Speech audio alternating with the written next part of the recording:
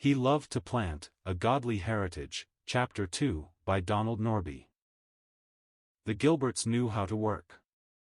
G.M. was industrious in business and the children learned to work. It was not an affluent society. Bruce was selling papers on streetcars when he was in the 8th grade. It was rough, he had to get up at 5 every morning. But he earned about $2.50 each week, good money for a boy in those days. A good pair of shoes sold then for $3.50. When he brought home his first pay, his mother said, "Don't you think you ought to give something to the Lord?" "How much should I give?" "The Jews gave at least a tenth. Maybe you could begin there." With this encouragement he began a life of giving. When his pay came, the Lord was given his share first. Elijah told the widow of Zarephath, "Make me a little cake first," 1 Kings 17 verse 13. It was a question of priorities, God first. The fearless witness of his parents was an encouragement to him. He knew their desires for him were spiritual. One day a number of Christian women were visiting in the home. Bruce was home from school sick in bed. He could overhear them talking about their children and their desires for them. Finally one of the women said, "Mrs. Gilbert, you have 6 children.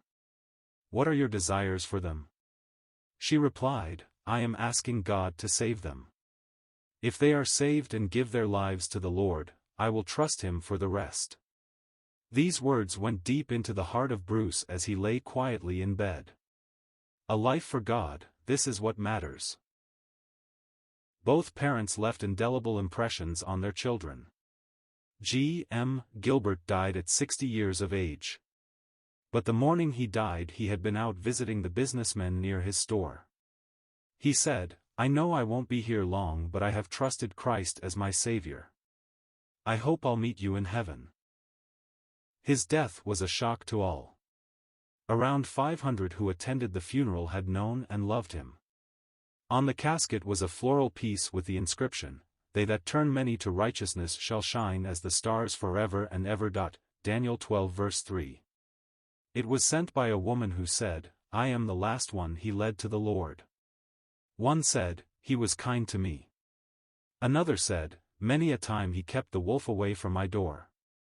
G.M. had a liberal hand for the poor and those who served Christ. Mrs. Gilbert died a few years later at the age of 64 from an automobile accident. As she lay in the hospital in critical condition, her children and a brother were gathered around. Mrs. Gilbert had not spoken for over a day. The end seemed near. The silence was finally broken as James Gilbert spoke loudly, as if to arouse her. "Mother, is that which you have trusted all these years sufficient in the hour of death?"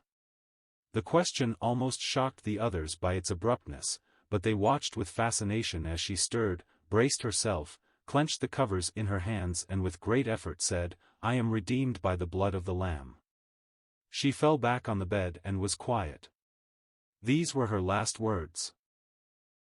Ordinary people? Perhaps, at least in the eyes of a sophisticated world. But theirs were lives made extraordinary by the grace of God, earthen vessels, clay pots, filled with the life of God. They lived fruitful lives, lives of faith, beautiful lives. A life lived in the home and business world that knows the breath of God takes on eternal beauty and value. The Gilbert children had a godly heritage.